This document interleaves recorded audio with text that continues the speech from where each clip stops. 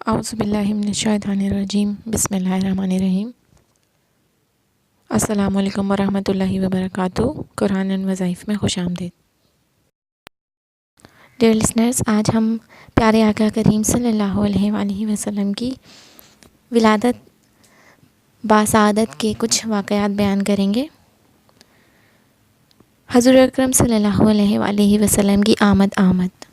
وہب بن منبع کہتے ہیں کہ جب حضرت عیسیٰ علیہ السلام پیدا ہوئے تو دنیا کے تمام بت منہ کے بل گر گئے تھے، اور حضور اکرم صلی اللہ علیہ وآلہ وسلم جب اپنی والدہ کے شکم اطہر میں آئے تب بھی تمام بت گرے تھے، اور جب آپ صلی اللہ علیہ وآلہ وسلم کی ولادت ہوئی تب بھی تمام بت گر گئے تھے۔ حضرت عبد المطلب سے روایت ہے کہ میں کعبے میں تھا، اچانک میں نے دیکھا کہ کعبے کے بت اپنی جگہوں سے گر پڑے اور سجدے کی سی حالت میں زمین پر اوندھے ہو گئے۔ ساتھ ہی میں نے کعبے کی دیوار میں سے ایک آنے والے کی آواز سنی کہ خدا کے وہ محبوب پیدا ہو گئے ہیں جن کے ہاتھوں غیر اللہ کے معبود ہلاک ہوں گے، اور محبوب مکہ کو بتوں کی پرستش سے پاک کر دیں گے، اور وہ لوگوں کو ایک خدا کی عبادت کا حکم دیں گے، وہ جو سب کچھ جاننے والا ہے۔ سیرت حلیبہ میں ہے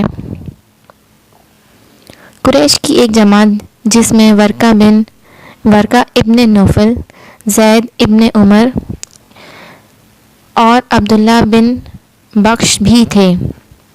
یہ روزمرہ کی طرح اپنے ایک خاص بت کے پاس آئے، اور جس رات سرور کائنات صلی اللہ علیہ وآلہ وسلم کی پیدائش ہوئی اس رات کو اس بت کو انہوں نے اوندھے منہ پر گرے پایا۔ انہوں نے اٹھا کر سیدھا کیا مگر وہ پھر گر گیا، پھر سیدھا کیا پھر گر گیا۔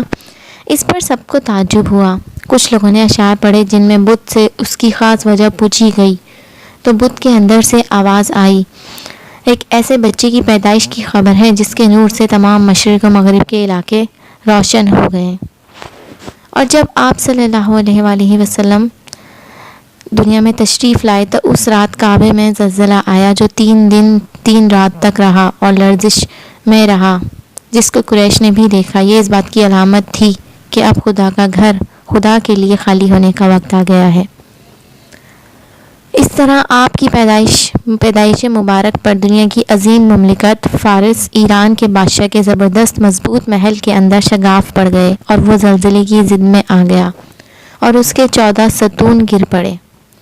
اسی طرح اس کے ملک میں جو آگ کے الاؤ بطور معبود کے جلتے رہتے تھے اور ہمیشہ جلتے تھے وہ تمام فوراً بجھ گئے۔ الغرض یہ کہ تمام دنیا کے معبودان باطلہ کے لیے یہ آخری چیلنج تھا۔ اور پھر خاص طور پر ایران میں زیادہ علامتیں ظہور پذیر ہوئیں، جیسا کہ ان میں سے ایک یہ تھی کہ فارس کے چشموں کا پانی سوکھ گیا۔ ایران فارس میں نشانیوں کی ایک وجہ یہ تھی کہ ان کو آنے والے عذاب سے ڈرایا گیا تھا، کیونکہ مستقبل میں ایران کے بادشاہ کسری پرویز نے حضور اکرم صلی اللہ علیہ وآلہ وسلم کا خط مبارک پھاڑنا تھا، اور اس کے بعد اس کی سلطنت کا پارا ہونا تھا جس کو تمام دنیا نے دیکھا، اور اب اسی کی علامتیں ظہور پذیر ہو رہی تھیں۔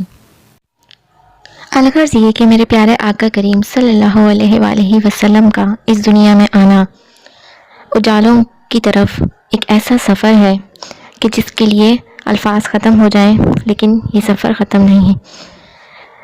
اگلی ویڈیو میں انشاءاللہ مزید کچھ باتوں کے ساتھ اور کچھ واقعات کے ساتھ حاضر ہوں گے۔ وآخر دعوانا ان الحمدللہ رب العالمین۔ السلام علیکم ورحمۃ اللہ وبرکاتہ۔ جزاک اللہ خیراً۔